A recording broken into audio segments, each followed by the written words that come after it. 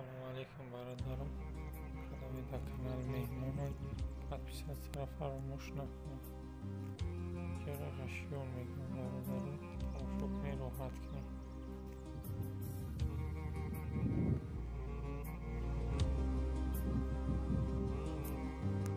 وقتی استراحتی کوههای بلند